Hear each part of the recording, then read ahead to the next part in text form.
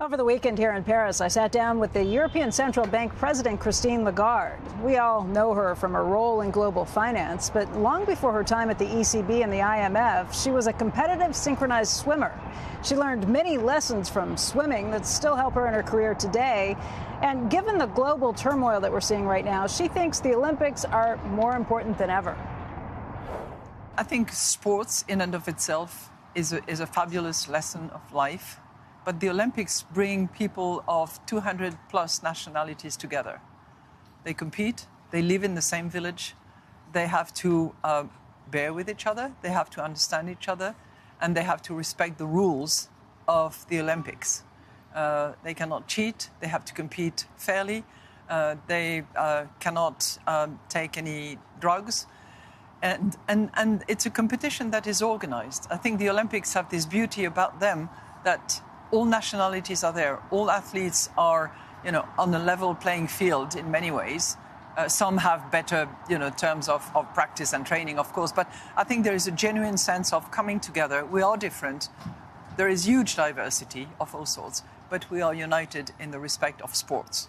So this is a fabulous lesson, and one that I hope the athletes and those who support them and those who watch them can take away thinking, well, yes, we can and we should live together in peace. Peace is one of the big themes of the Olympics, and this year it was demonstrated. Yeah. We watch what this means from an economic perspective, too. Mm-hmm. And just last month, there were questions about whether the Bank of England was going to have to reconsider Taylor Swift. Taylor Swift, whether they were going to have to reconsider whether they could cut rates because inflation was a little higher. People thought it was because of Taylor Swift. If that's what Taylor Swift can do to a country, what does the Olympics do not only to France, but to the European economy at large? It's highly debated amongst economists, as all topics, because economists like to have one hand, the other hand. But, it brings additions to the economic relationships through various channels. One is, if you look around at Paris, for the last 3 or 4 years, there has been enormous construction sites, work, infrastructure being developed, transportation extended. So that is going to bring about some additional, it has brought about some additional activity, and it is going to be conducive to more activity, better housing and development. That's one. The second one is, if you look around, there is a lot of consumption going on at the moment. People are buying, people are exporting, and a lot of people are coming to visit. So that's, again, another channel. And I think the third one is confidence. We complain a lot about uncertainty, and there is plenty of that around. But confidence is something that is critical to relationships, to economic developments. And typically, large sport events bring about that added confidence that we so much need at the moment. How much exactly? It's hard to say. Right. How do you strip it out as a central banker? And it spreads over time as well. Yeah. Infrastructure typically bring, something around 0.4% additional GDP over a period of time. You take it. Mm-hmm. In 2024, in the next few months, probably an additional 0.1. It's anywhere between 0.1 and 0.3 additional, which will probably reduce in the fourth quarter. We'll see. But it's an add-on, for sure. And a challenge to try and figure out what the metric is, just how much it changes things, I suppose. It's very difficult to measure. So if I take the example of France, when we look at services, the service PMI has gone up for the first time last month.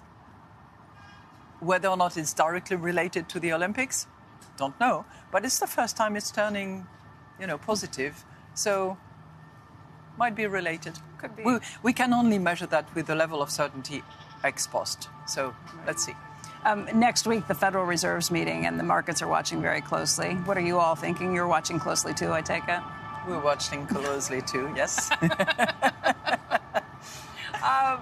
I guess I wonder, where are you headed today? What are you going to be watching tonight? Tonight.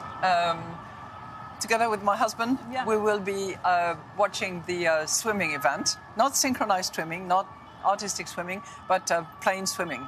And I'm very much looking forward to that. I hope we will hear the Marseillaise, our national anthem, play tonight, but we'll see.